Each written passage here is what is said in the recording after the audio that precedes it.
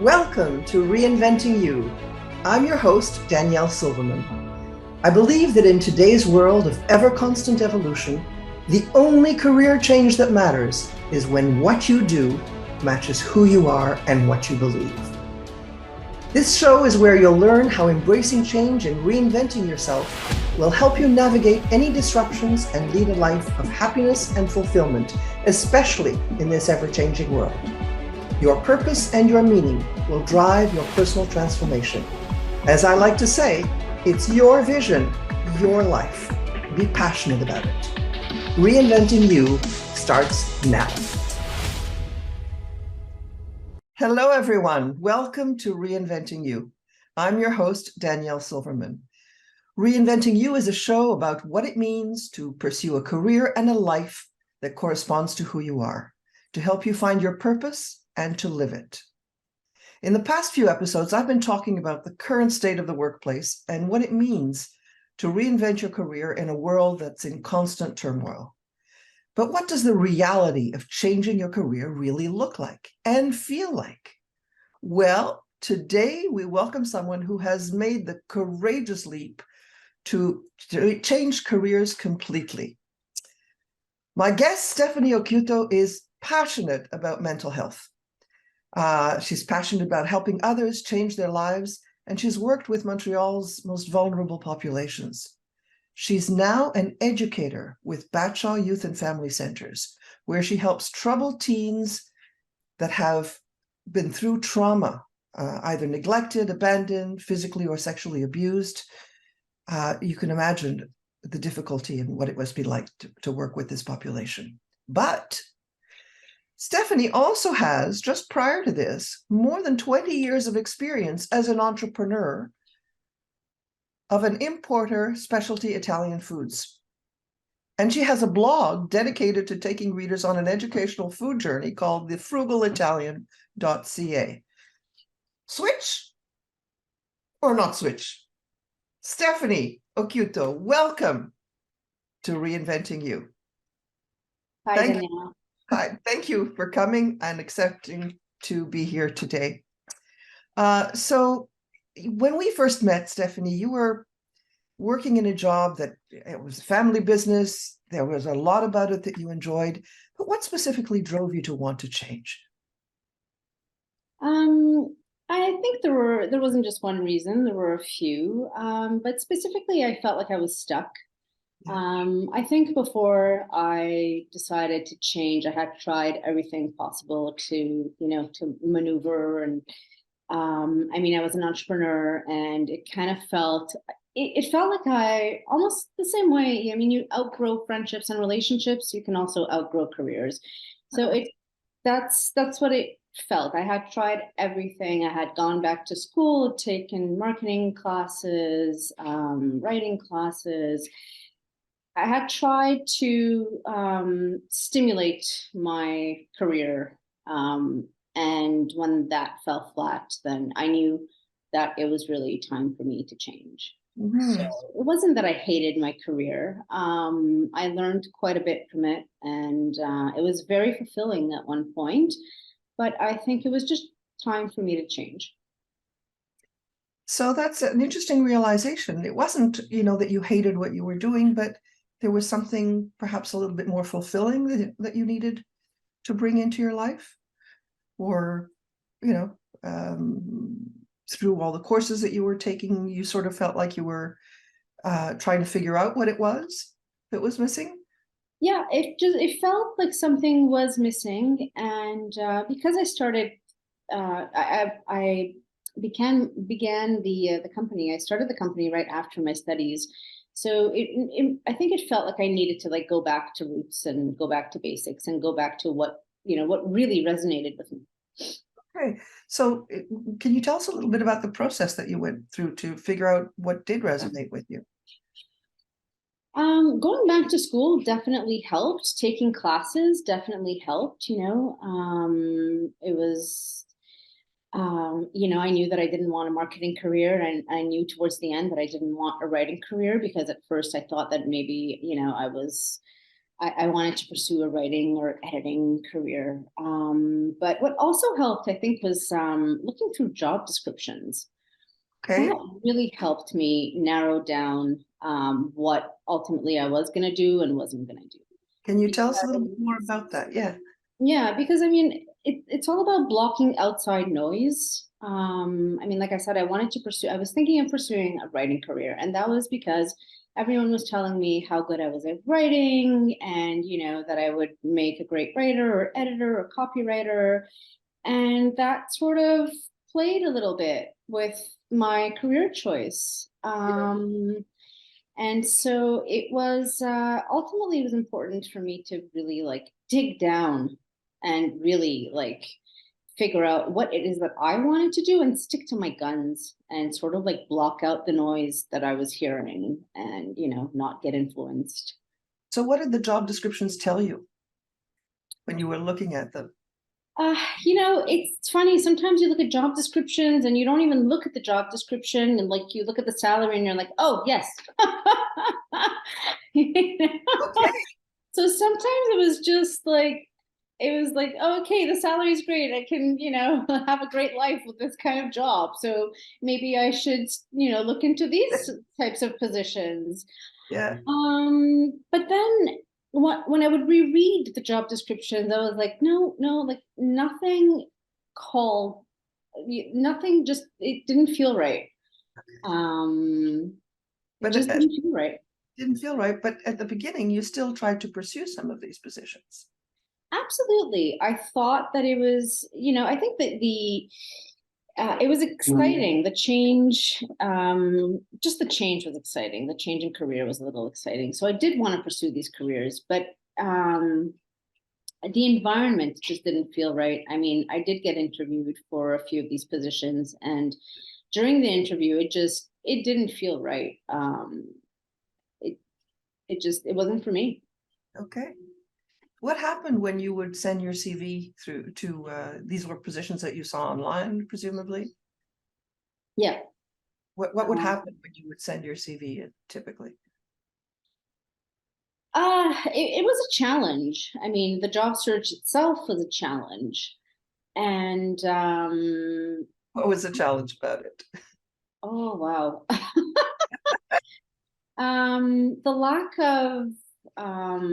The lack of responses. I mean, you know, it it wasn't like a flat out no rejection, but not getting anyone that would give you time of day was rejection also. So it was like 2 months of struggling to like be seen, and it got very, very frustrating at the end. What Very did you frustrating. actually do to be seen? A lot of times I had to follow up. So I would send my CV and then I would have to call and follow up and say, hey, hello, my name's Stephany. I sent in my CV. Have you had a chance to look at it? Do you have a minute to chat? So it was a frustrating process. Ah, yeah, I hear that a lot. But also I feel that in these positions where I like the writing positions, my cover letters didn't really were not very exciting, and I think it's because I think I wasn't very excited about the position, and it came through on the cover letter. So that's really a very important point, I think, that you bring up, because what you're saying, what I'm hearing you say is that uh, lack of excitement about something is translated in your writing, in your cover letter, for example. And I'd like to point out that it probably is, even if you do get an interview, it's probably very prominent in the interview process as well, because people sense that there's something going on, right? Your energy is easily, you know, they can sense your energy, Yeah. and they can sense lack of excitement, and lack of enthusiasm. Um, Yeah, absolutely. I mean, you can fake it as much as possible, but in the end, there's only so much People faking you can do. people sense that your energy is not there, it's not the right thing for you, and it just, how do you feel in those times? It was discouraging because I was it felt like I was making an effort that was, just not worth making. It just wasn't worth my time. Yeah. And it was time consuming, you know. It's very time consuming to have to research about the company and research about the job position and take the time to interview properly. It's very time consuming, yeah. Very time consuming. And I assume that you changed your CV for every position that you applied to, or did you I not? had to, yeah, of course, I had to tweak my CV according to their requirements, change my cover letters. Yeah. So yeah, So hence even more time consuming. very time consuming.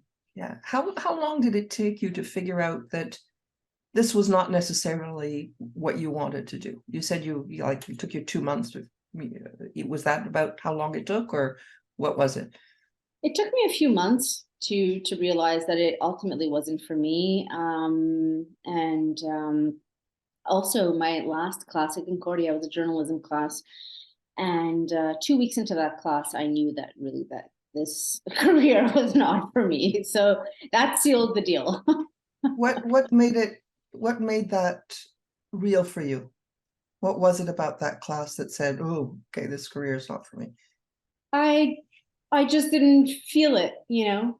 If Okay. I had taken a psychology class, then I would be so into it and so interested and so involved in it. And I I didn't look forward to the classes. And I mean I love to learn, so it was a great experience. But it just didn't feel right again. Like it wasn't for me. Yeah. And from what I'm just putting my phone on do not disturb. Um, so you took these classes, you took many classes in marketing and writing, Yeah. creative writing, journalism. And well, you still enjoy it because you do still do write. It's more creative writing though. I love creative writing. Yes. Yeah. Yeah. Um, and so it's interesting that you thought that you would be going in a certain direction, and then realized that direction wasn't for you, but it took a few months to come to that realization. What happened at that point? Um, like I said, I think I had to dig down and, block the outside noise. Mhm. That's what ultimately helped me. It was a lot of self-awareness. Mm. It took a lot of self-awareness to realize that, I have to do what feels right for me and not what's expected from others. Uh, and it's also a little scary to do something that's completely different from what you're used to. Yeah.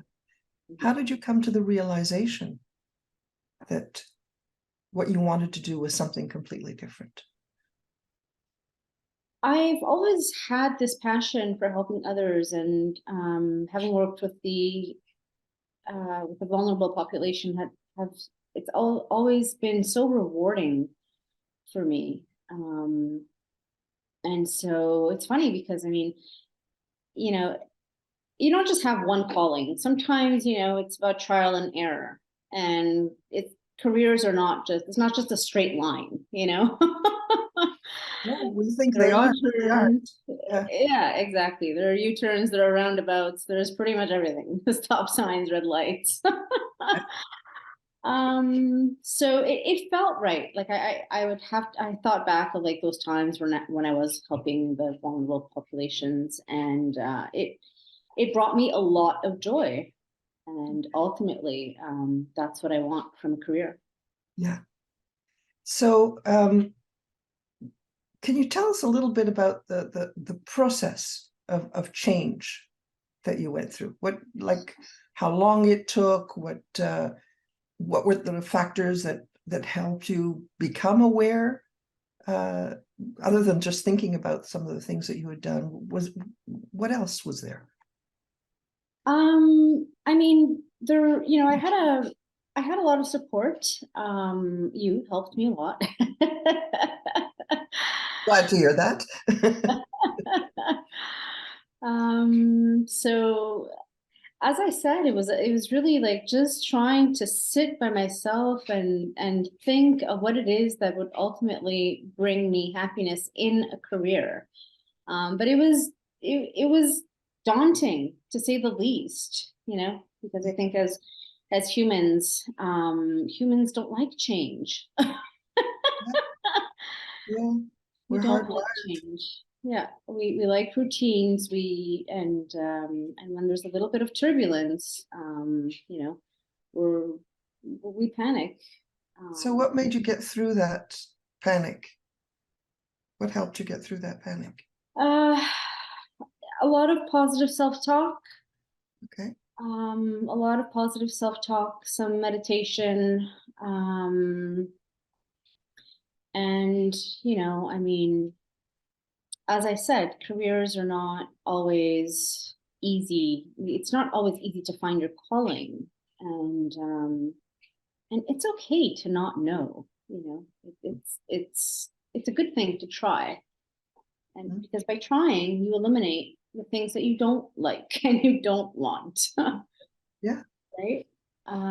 But what helped me is, yeah, a lot of self-talk, some, support from my friends, my family. They were very supportive of me. That's wonderful. Mm-hmm. So, You talked about the support that you got in the process of working with me. Was there something specific in that process that was helpful, or that drove you in a certain direction? well, specifically, no, but you, the questions you were asking made me think. Um, and so sometimes, like, there are things that we don't think of on our own. And sometimes we need that extra help to actually come to a realization. And sometimes we're like, oh, like it's great to hear somebody else's perspective, um, because sometimes we're so like we overthink and we overanalyze and we get into like our own sort of, we're just stuck in our minds. Mm-hmm. And you helped me get unstuck, and Oh, ultimately that's what helped. okay. So getting unstuck means becoming more aware. What does being unstuck mean for you? Being unstuck means opening your eyes, just and like just getting out of your mind sometimes. And like I said, sometimes you would bring in new ideas and you would ask questions and you would probe and feel like, oh, I can't answer this question. And it would be frustrating for me, but it would force me to sit and to like come up with an answer. Yeah. And did you like the answers that you came up with? I did. Right. That's the important thing, right? So there was a process of change. What else? I mean, besides the support that you received, what else was part of this process?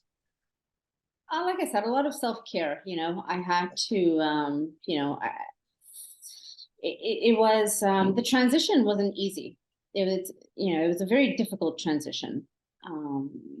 And so I had to do a lot of self-care. I had to, I traveled a little bit and that helped.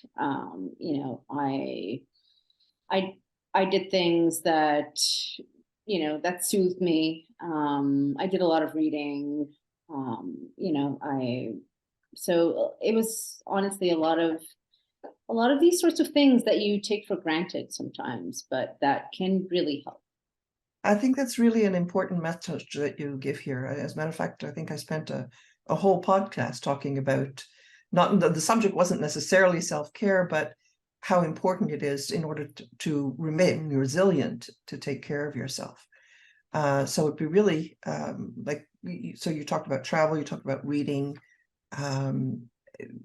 Those are some of the things that you did to manage that self-care. What are some of was there anything else that you did to help yourself stay motivated? I had to stay persistent. I had to keep pushing, because it would have been easy to just give up. So I had to. That takes a lot of courage and a lot of determination to want to keep pushing. Yeah.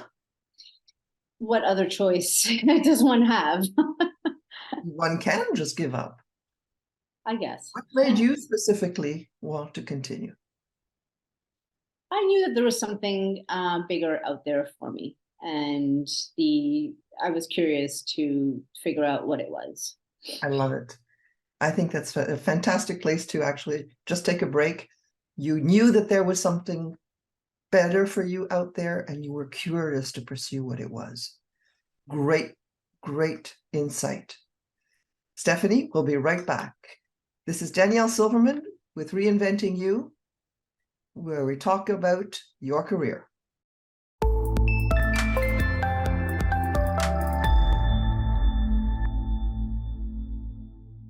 Hello, everybody. This is Danielle Silverman with Reinventing-U, talking to you with my special guest, Stephany Occhiuto, about the major change that she made in her career.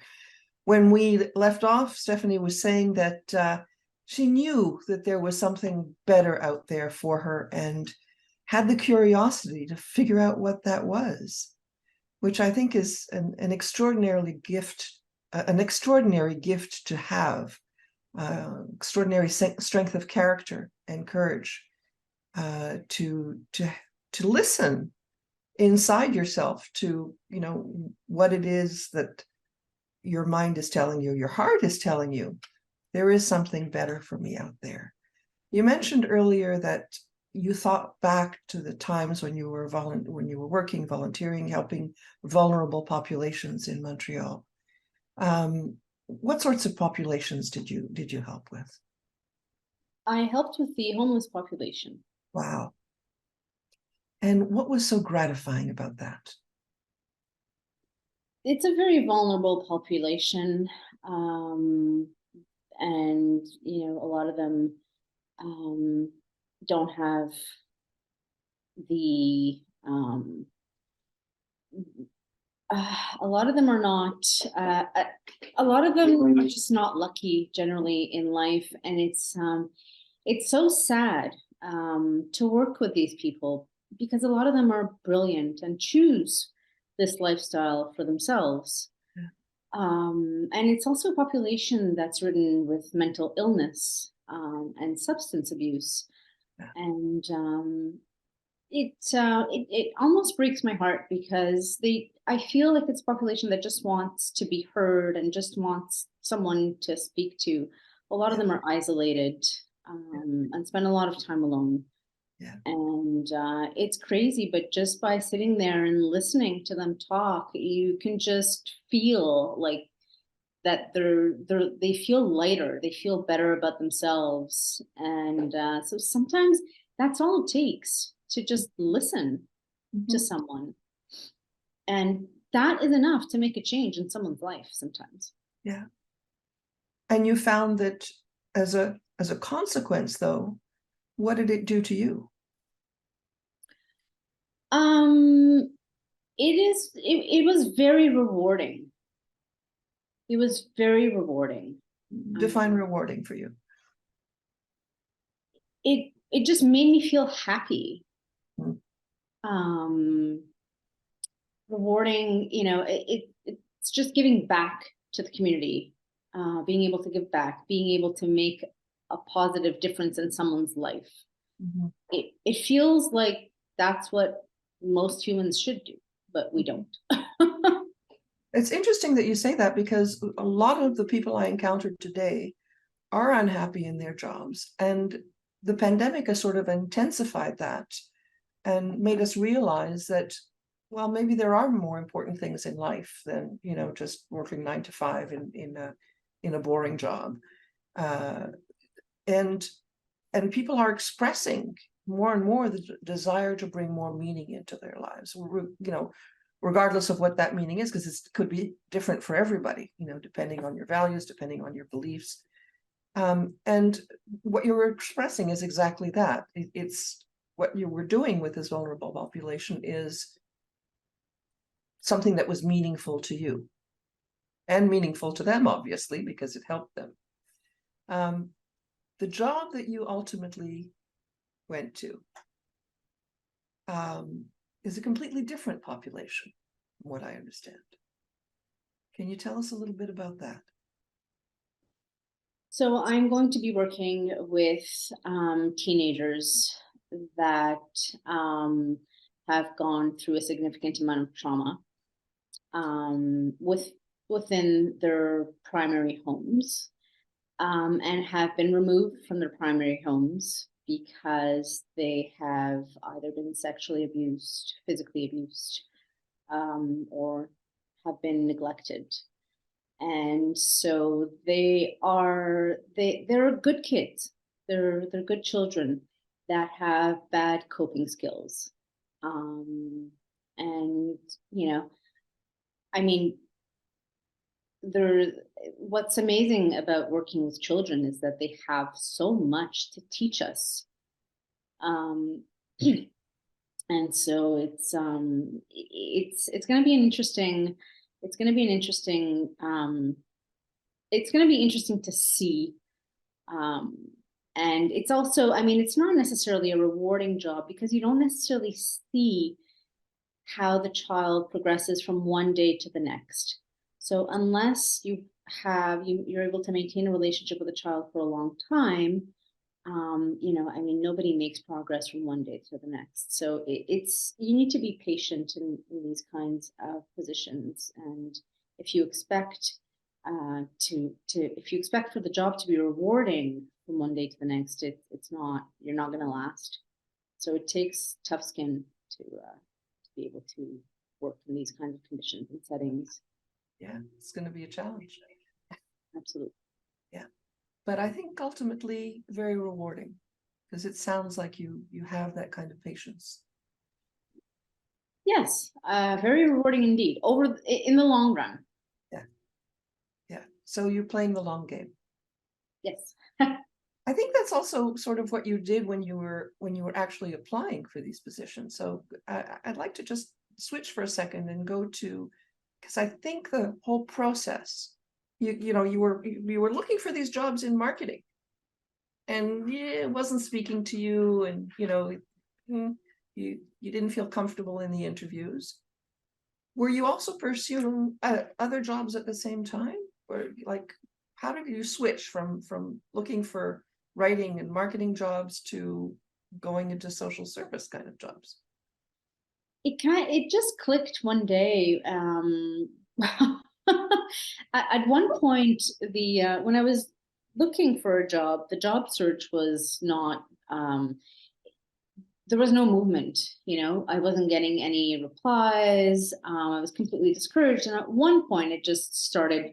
I started to see the movement, and I was getting interviews, and that's one of the ways that I filtered it down and narrowed it down to this, because job positions just didn't feel right for me. I just didn't want to sit in an office from 9 to 5 in front of a screen and work. And it felt like I needed to be on the field. And so that's one of the determining factors also.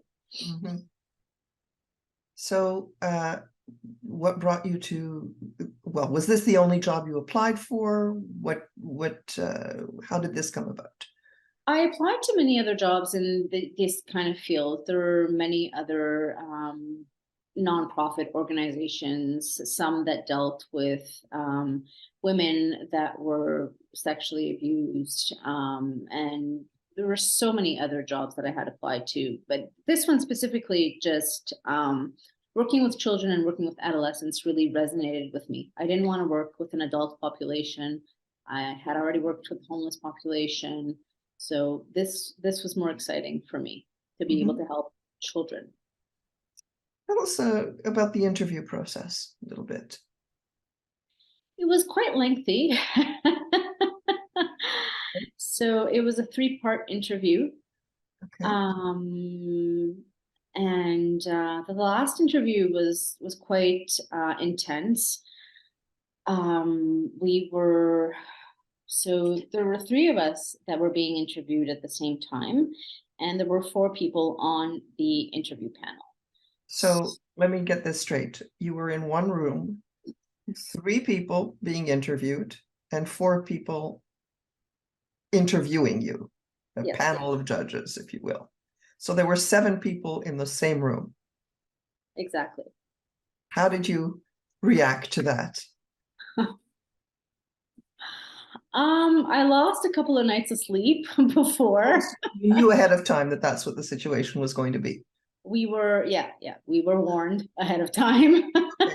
Just to be clear, this is a possible situation. It's not always one-on-one when that there is an interview. Yeah. So those who don't know, who've never been through this kind of interview process, it is possible. So just off the top of your head, why do you think they do it this way?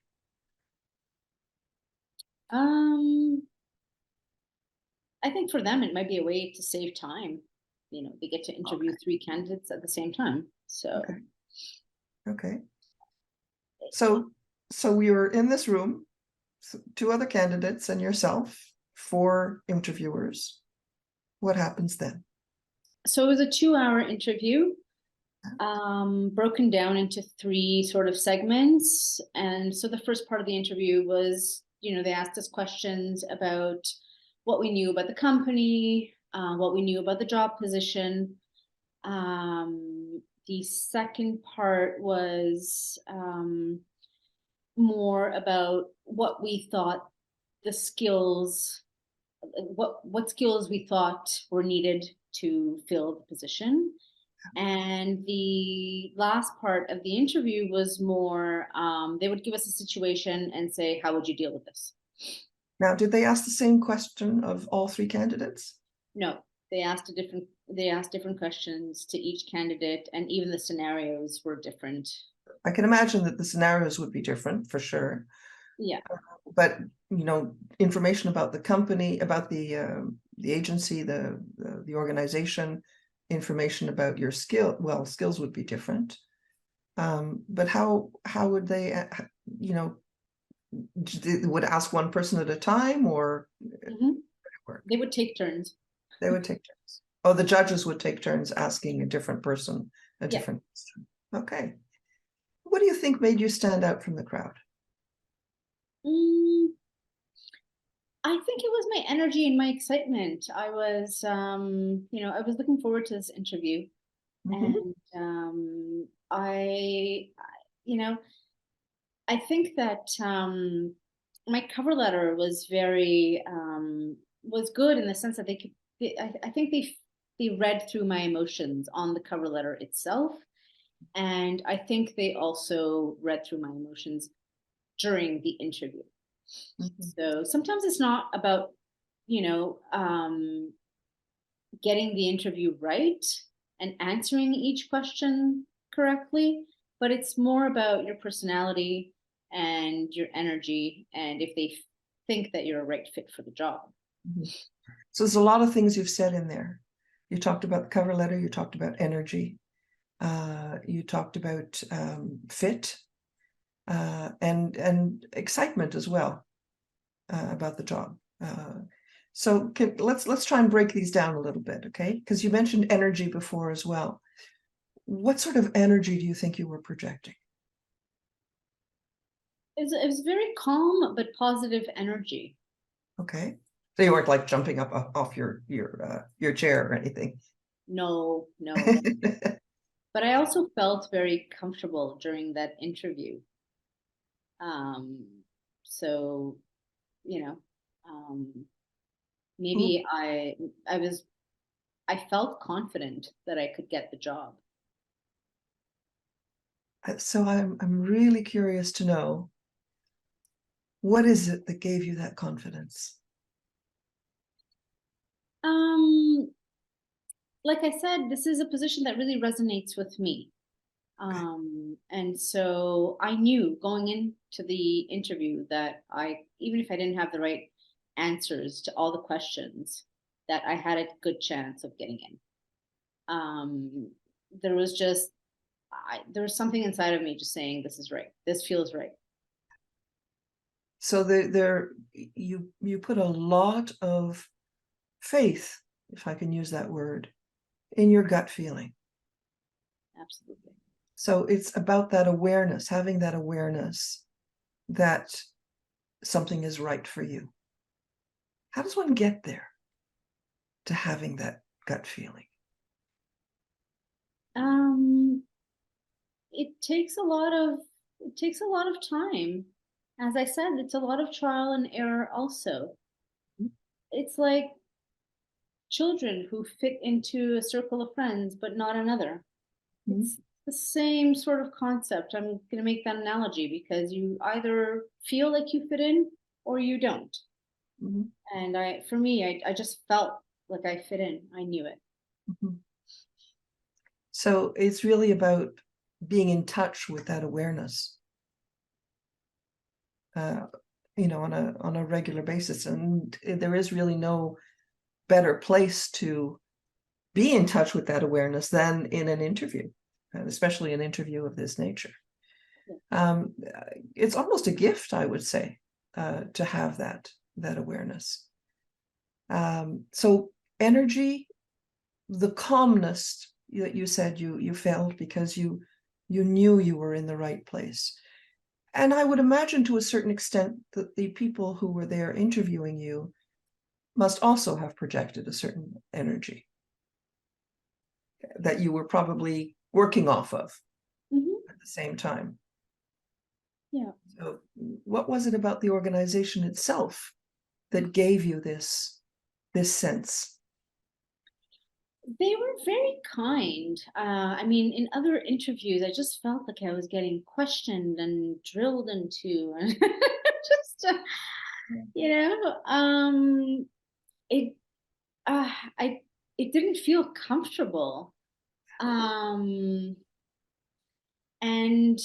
during the interview with Bacha, they were just really nice people. And I felt like they were searching for something more than just skills and knowledge. I felt like they were searching for something deeper than that. I felt like they were searching for the right personality. And so that's, it almost felt like a conversation and not an interview. And that's what it's supposed to feel like, Mm-hmm. by the way. It is supposed to feel like a conversation and as if it were natural. So I'm taking a lot of time in trying to dissect this particular interview, but I'm doing it for a reason, because I want everybody out there to know that the interview process is not necessarily something scary, because you are a fit or you're not a fit. And that works two ways. It works from the organization's point of view, and it works from the candidate's point of view as well. You have to feel comfortable. You have to know that it's a right fit for you, because if it isn't, you're not going to be happy there, period. And what I'm hearing you say is that you responded to the kindness. So initially it was, yes, this is the kind of thing that I want to be doing. I like this population. My passion for it has come through in my cover letter, which, by the way, is also very important. But also you responded to the kindness that you saw inherent in these people who were already working there.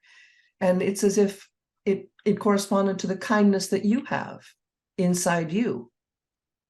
And the sense that you really need to respond so that they understand that you are like them. Right. It generally felt like all they wanted was to find the right person that would care for these children. And it was really nice to see. Mhm. And your caring showed through. Also, yes. Extraordinary experience. And I think that there's so much to learn from it. So we're going to continue this conversation when we come back. More from Stephany Occhiuto about what it means to change your career. This is Danielle Silverman at Reinventing-U. See you in just a short while.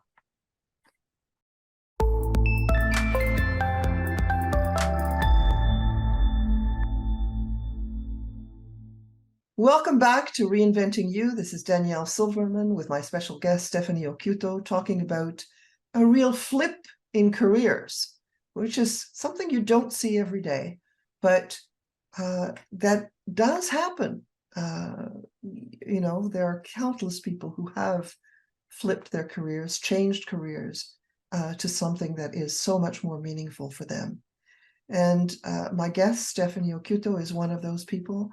Stephany, we just finished talking about your interview process at Batshaw Family Services, which really was an experience in itself, in that you were with a panel with two other candidates, and you stood out from the crowd. You were that light that shone for the panelists, for the interviewers. And it's this uncanny ability that you had to be in tune with your gut and to also understand what it is that they were looking for. I imagine it takes a certain amount of maturity to get there. What sort of advice would you have for people who are trying to change careers but don't feel that they have this kind of connection with their own soul? What could they do to get there? The advice I have is, I'd like to say that, let's normalize change, let's see it as something normal. Okay, I And love that. yeah, it's okay to try different things, because that's how you really discover what's right for you, what's not right for you. Yeah. And so, and sometimes during the interview process and when you're looking for a new career, sometimes you can sense it. Either all the doors are closing on you or all the doors are opening on you. And so it's all about, learning how to navigate and not forcing anything. Because sometimes the more you chase something, the worse it is. And ultimately, the universe has a way of, helping you and guiding you. And when you chase, you end up disappointing yourself, and you end up being disappointed. So it's about just letting it, just feeling the flow and going with it. That's very wise, actually, very, very good advice. Because it's true, when you do, chase something, to use your words, it's sort of like putting a square peg in a round hole. It just won't fit. No matter how hard you try, you just get more and more frustrated. And so you really have to sort of step back and say, okay, it's not working. Why isn't it working? What is it that I could do differently? And it's okay, as you say, change needs to be normalized. I love that expression because, when we talk about reinvention, it's all about the fact that the world is changing at a never faster pace. So what do? We have to keep up with that. But keeping up with that pace doesn't mean that we have to, change every day. It means being in tune, first of all, with who we are and what we need. And it means keeping what we know works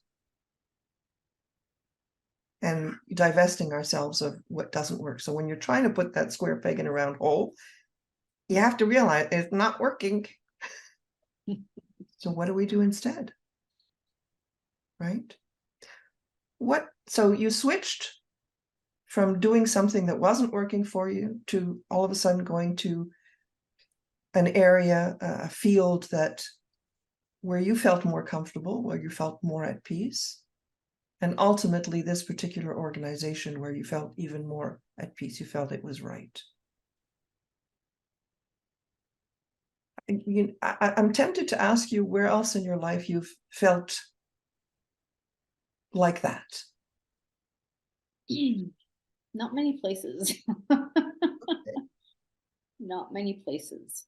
As you say, when you're trying to fit a square peg in a round hole, it doesn't work, So if you don't feel like you fit into an organization, whether it's the culture, or whether it's, what you're doing, you get home exhausted. You've done your 9 to 5, but you're not finding any joy or fulfillment. You're going home, you're bringing a paycheck, you're paying your rent, putting food on the table, and just living. But living has a bigger purpose than just that. So it's important to find something that you're good at, and that you like. There are other things that you liked though as well, if I remember correctly. Yes, absolutely. So I discovered that I have a very creative side and that I love to write. Yeah. And that was a great discovery. And I'm pursuing it. I'm pursuing it on a part-time basis. That's not going to pay my bills, but I am doing it on the side. So I'm going to pursue that. And it's really important actually to have that other passion. You're referring to your blog, if I'm not mistaken, right? Everybody, you have to look up his blog. It's called thefrugalitalian.ca, because we're in Canada. The Frugal Italian, just the name, when I first heard the name, I was gobsmacked. It was like, oh my God, what a brilliant name, because Italian food is not frugal. It's the epitome of abundance, right?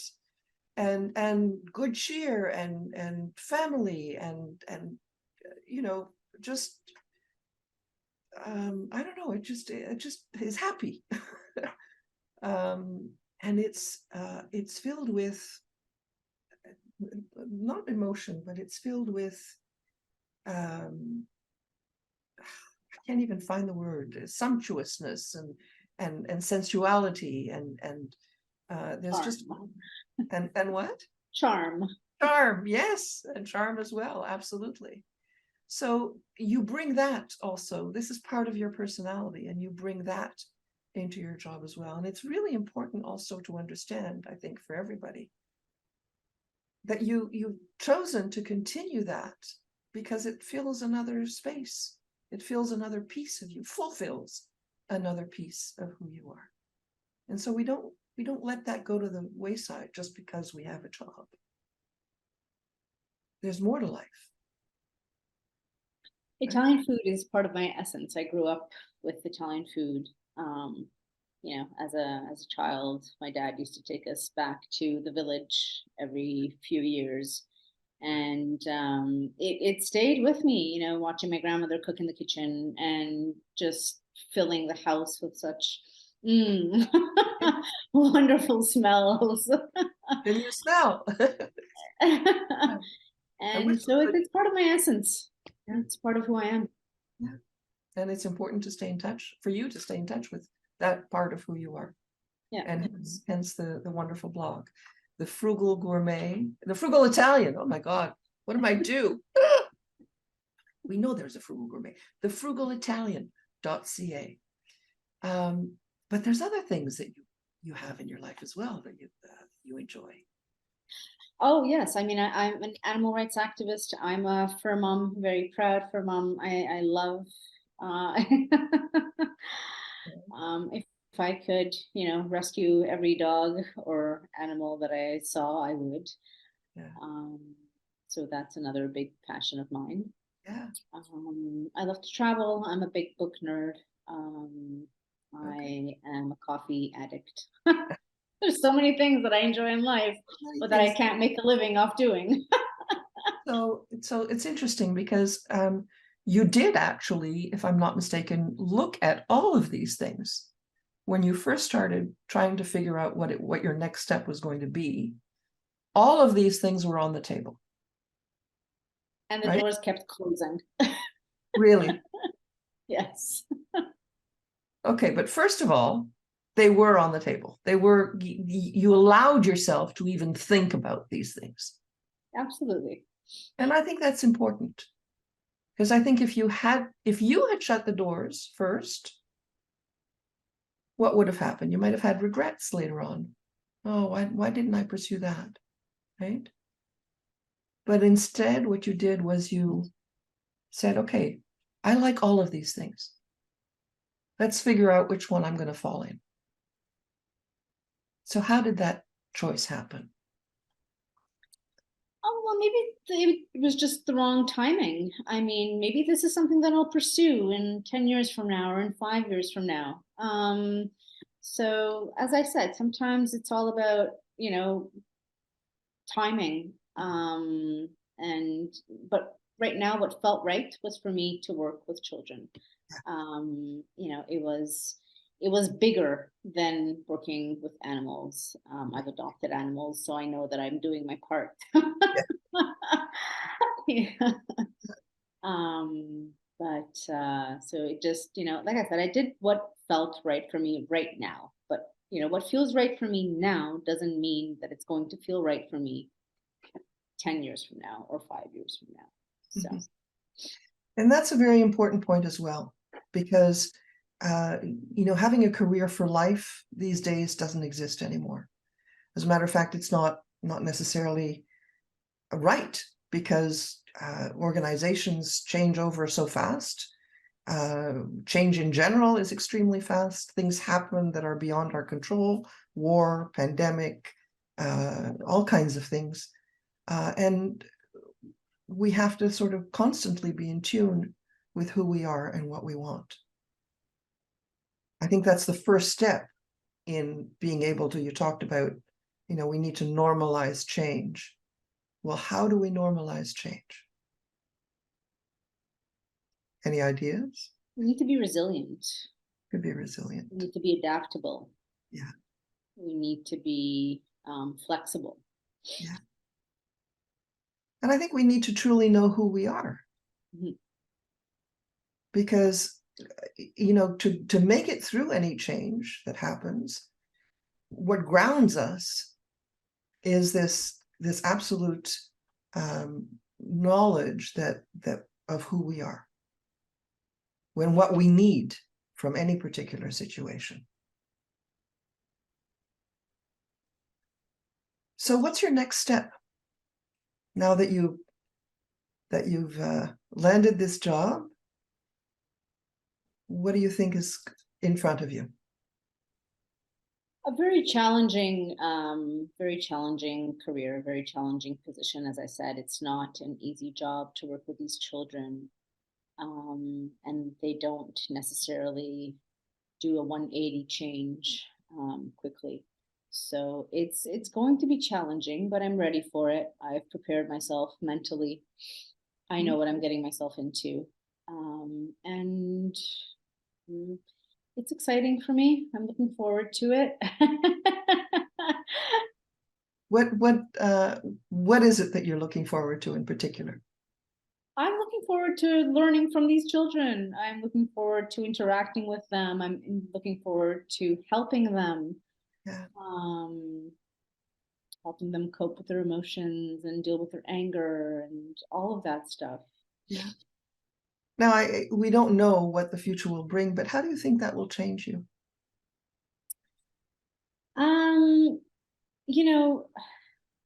It's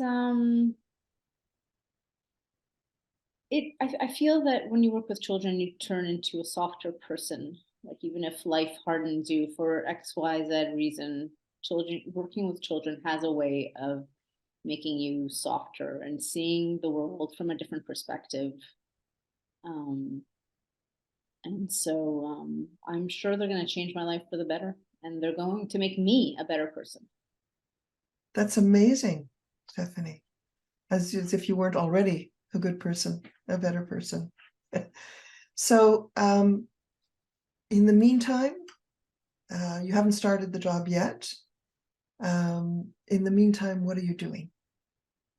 I'm helping out at my dad's specialty cheese shop here in Montreal. Cool. Yeah. So, still with specialty Italian foods. It's fun because I get to educate people, I get to suggest products. Yes. So it's a nice environment also. It's a beautiful environment. Actually, I went to visit there, and I fell in love. Really, it's a lovely shop. Yeah. The energy in it was also quite beautiful, and there were some amazing things. So thank you for that. For anybody who's living in the Montreal region, it's called La Baie des Fromages on Jean Talon East, at the corner of Papineau.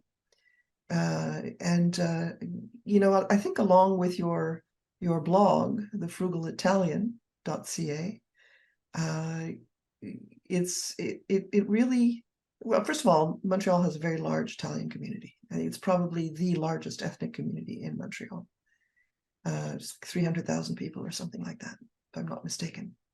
So there's very, very rich culture. There's a lot of that warmth, that heart that comes out that you've probably inherited, that is going to be incredibly helpful in the job that you undertake, working with kids. So what I'm hearing, Stephany, is that your life has a purpose to it now. It has a purpose in that you're doing something that you know will be helpful to others. And by the way, what you're helping a particular population, but it could easily have been another type of population. And for somebody else, it could have been something completely different. It doesn't matter. What matters is that the purpose matters to you. The meaning matters to you. So for everybody out there who's in a job that they don't enjoy and who is looking for more meaning, what sorts of things would you advise they do? A lot of introspection. Hmm? A lot of introspection. And blocking out outside noise. And, a lot of parents put so much expectations on their children. And there's so much pressure on them to succeed and to become doctors and this and that and have all of these Yeah, or whatever it is that they want their children to be. But ultimately, you can't live uh, you can't live a life for your parents. You need to live a life that's true to you. And who better to know than yourself, right? yeah. So so yeah, live a life that's true to you. That's true to you. And you know what is really extraordinary in this instance is you were in the family business. And sometimes, family can be very, they can hold on to you and say no, or get upset if you want to leave. But you were lucky they were there and they supported you in your desire to change. So I think it's also a testament to probably how you presented it to them, and the the love that exists within the family. It isn't always easy, but I think your advice is right on. Figure out who you are, what is right for you, and for those who don't like doing a lot of introspection, there are ways. There are ways you can do it. Any final words you'd like to add, Stephany? It's been great working with you, Danielle. For anyone looking for a coach, Danielle is fantastic. You've been very supportive. Yeah, I encourage people that want to try different career paths and to change. Yeah. I encourage them to pursue what feels right for them. Mm-hmm. And to, even if you fall down, to get back up. Life doesn't end there. There's That's always right. something. there always is something. Thank you for that, whatever you call it, that positive feedback. But I was in the same situation you were in once as well. And I realized that I needed to help people. And my way of helping people is helping them in their careers, because I had been through so many terrible experiences in my career. I didn't want that to happen to anybody else. So your story is very inspiring. I hope it will inspire our listeners as much as it has inspired me, and that you continue to shine your light on the children that you're going to be helping. Stephany, it's been an absolute pleasure speaking with you today. And I look forward to hearing how you evolve. Pleasure was mine, Danielle. Thank you for listening to Reinventing-U. This is Danielle Silverman with my special guest, Stephany Occhiuto. Don't forget to go and visit her blog, thefrugalitalian.ca. Until next time, have a wonderful holiday season, everybody. Thank you for listening to Reinventing-U with me, your host, Danielle Silverman. Tune in on the second and fourth Monday each month at 11 a.m. Eastern, 8 a.m. Pacific on transformationtalkradio.com. Join me and feel inspired and optimistic about your future. We only get one life, so embrace change and thrive with me. Find work that aligns best with your soul and what you enjoy. For more information, go to reinventingu.com.